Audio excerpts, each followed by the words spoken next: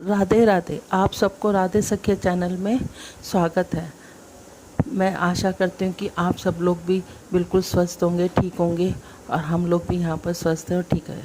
आज है सौम्य प्रदोष व्रत। इसका बड़ा महत्व है। एक तो सोमवार भोले बाबा का दिन, व उसके ऊपर सौम्य प्रदोष व्रत, क्योंकि प्रदोष व्रत हमारी बहुत सारी इच्छाओं को पूर्ति करता है और बहुत सारी हमारी समस्याओं को ख़त्म करता है।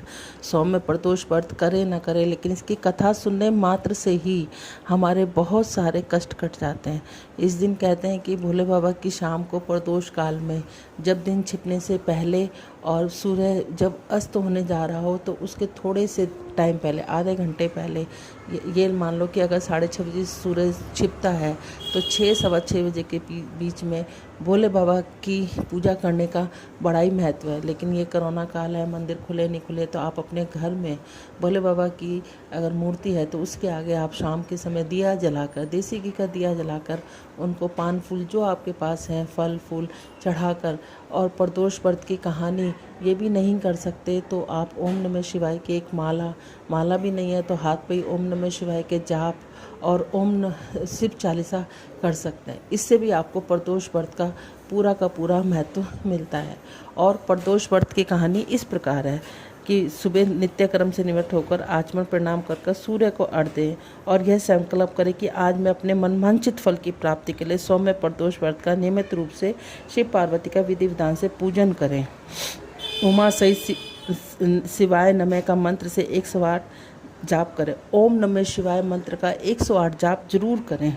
भगवान की स्तुति करें। इस व्रत को जो कोई करता है, भगवान की कृपा से उसके समस्त कार्य सिद्ध हो जाते हैं। कहते हैं हमारे शरीर में जो रोग होते हैं, निर्धनों को धन मिल जाता है, विद्यार्थियों को विद्या मिल जाती है, संतान चाहने वालों को संतान का लाभ होता है।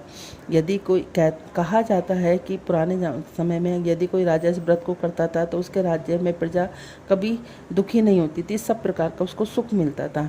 जैसे आज के टाइम में ये महामारी अकाल आदि का भय बना हुआ है, इसमें भी अगर हम सब लोग प्रदोष व्रत की कहानी सुने और ओम नमः शिवाय का जाप करते हुए भगवान से प्रार्थना करें तो शायद ये कोरोना काल भी हमारा ख़त्म हो जाएगा।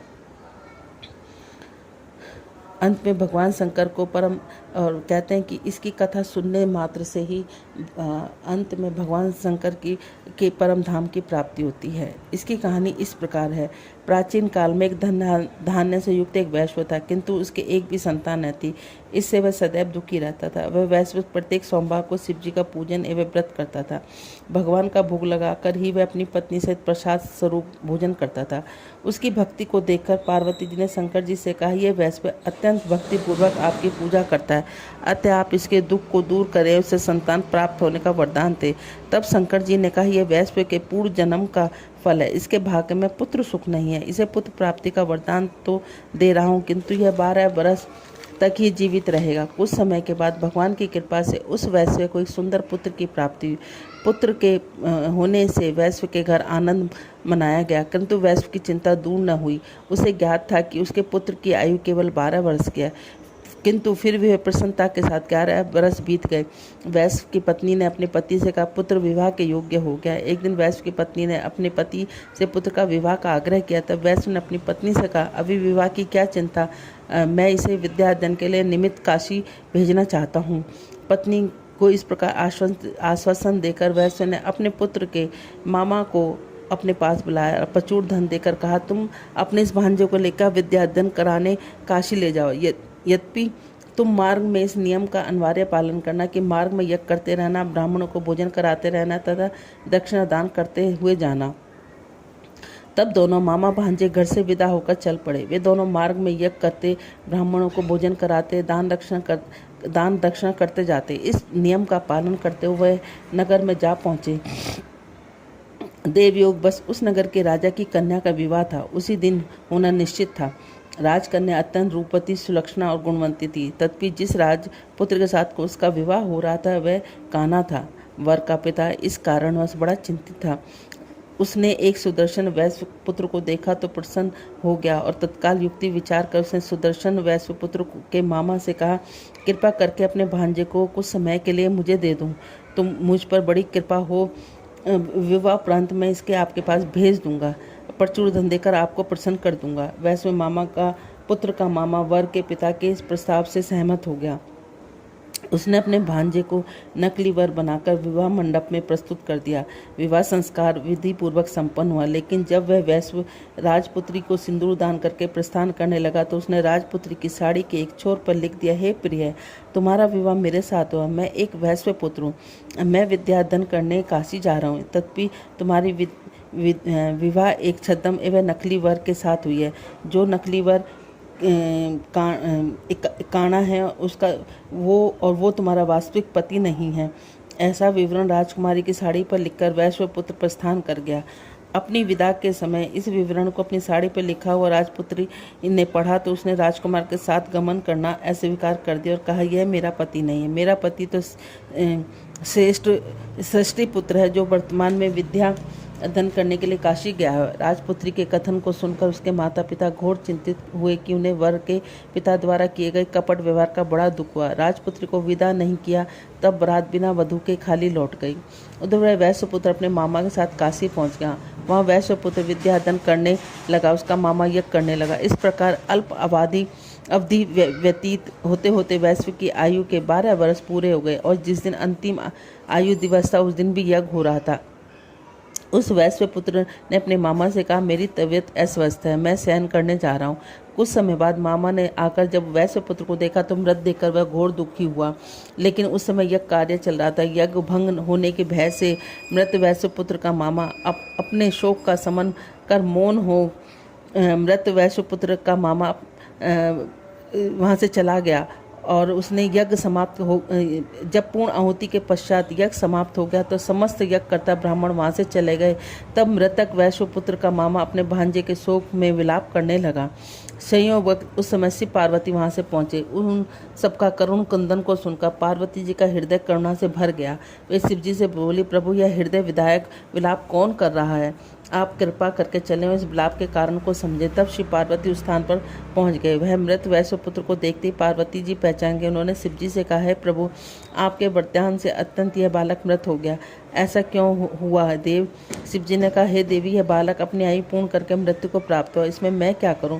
पार्वती जी ने कहा, शंकर जी आपकी कृपा करें, पूर्व में जैसा इस बालक को 12 वर्ष की ये अल्प आयु प्रदान की थी, अब उसको अनुग्रह पूर्वक इसे पूर्ण जीवन व पूर्ण दीर्घायु प्रदान करें, अन्यथा इसका मातुल इसके वियोग में प्राण त्याग देगा।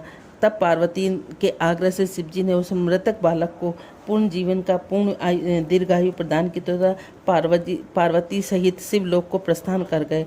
भगवान शंकर द्वारा पूर्ण जीवन प्राप्त कर वह बालक कुछ समय बाद अपने मामा के साथ अपने गृह नगर को चल पड़ा। वहां पहुंचकर पुनः वह उस नगर में पहुंच गया जहां उसका विवाह राजपुत्री के साथ हुआ। यहाँ आकर उसने यज्ञ कराया, ब्राह्मणों को भोजन दान दक्षिणा दी। ब्राह्मणों द्वारा राजा को यह जानकारी मिली कि काशी से एक वैश्य पुत्र आया जो यज्ञ कराकर ब्राह्मणों को दक्षिणा भोजन प्रदान कराया।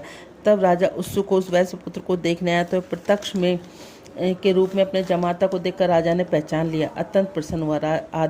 राजा उसे आदर प्रेम सहित महल में ले गया। कुछ समय तक खूब आदर सत्कार करने के बाद राजा ने उसे प्रचुर धन संपदा देकर अपनी पुत्री के साथ विदा कर दिया। तब वे अपनी भार्य और मामा सहित अपने गृह नगर को चल दिया। जब वे उस सब नगर के समीप पहुंचे तो उसके मामा ने सबसे कहा, तुम सब यहीं रुको, मैं घर जाकर तुम्हारे आगमन की सूचना देता हूँ। उधर वह वैश्य बालक का पिता अपनी पत्नी सहित मकान की छत पर यह संकल्प लिए बैठे कि यदि मेरा पुत्र काशी से लौटकर नहीं आएगा तो हम दोनों यहीं से कूदकर प्राण दे देंगे। लड़के के मामा ने जब उनसे कहा, आपका पुत्र विद्या अध्ययन समाप्त कर सपत्नी आ रहा है, तो वह कुशल समाचार से माता पिता अत्यंत प्रसन्न हुए और आशीष आनंद और संतोष हुआ। दोनों पति पत्नी ने अपने पुत्र और पुत्र वधू का स्वागत बड़े आनंद और उल्लास से किया। तत्पश्चात सब प्रेम पूर्वक श्रद्धा भक्ति सहित सोमवार को सौम्य व्रत का पालन करके शिव जी की आराधना करने लगे। जो व्यक्ति श्रद्धा और भक्ति सहित सौम्य प्रदोष व्रत का पालन करके शिव जी की पूजा की उपासना करते हैं, वह इस व्रत की कथा सुनते हैं, उनका श्रवण करते हैं, वह समस्त दुख और दरिद्र से मुक्त होकर मनवांछित फल प्राप्त कर लेते हैं। बोलो भोले बाबा की जय। ओम नमः शिवाय, ओम नमः शिवाय, ओम नमः शिवाय, ओम नमः शिवाय, ओम नमः शिवाय, ओम नमः शिवाय, ओम नमः शिवाय, ओम नमः शिवाय, ओम नमः शिवाय, ओम नमः शिवाय, ओम नमः शिवाय, ओम नमः शिवाय। बोलो राधे राधे। इस कथा को मैंने आपको पहले कहा, चाहे आप व्रत करें ना करें, शाम को अपने कपड़े वगैरह चेंज करने के बाद अपना स्नान नहीं कर सकते, कोई बात नहीं, अपने कपड़े वगैरह चेंज करने के बाद भोले बाबा के आगे अगर आपके घर में मूर्ति है या तस्वीर है या भोले बाबा का शिवलिंग है, उसके आगे आप धूप दीप जलाएं और भोले बाबा को सौम्य प्रदोष में बाबा को खीर का भोग अवश्य लगाएं। और उसके बाद ये कथा ज़रूर सुने। आपके पास कथा नहीं है तो जो मैंने ये कथा डालने का या सुनाने का एक छोटा सा प्रयत्न किया है, तो आप इसको अपने घर में थोड़ी देर के लिए चला दें और बाबा के आगे बैठ जाएं। उसके बाद बाबा की आरती, शिव चालीसा जो आपसे, ओम नमः शिवाय का जाप या भजन कीर्तन जो आपसे हो ज़रूर करना चाहिए। और आज तो सौम्य प्रदोष व्रत बहुत ही अच्छे शुभ फलों के साथ आया है, तो इसलिए इस दिन आपको कथा ज़रूर सुननी चाहिए, ज़रूर करनी चाहिए। बोलो ओम नमः शिवाय, बोलो राधे राधे।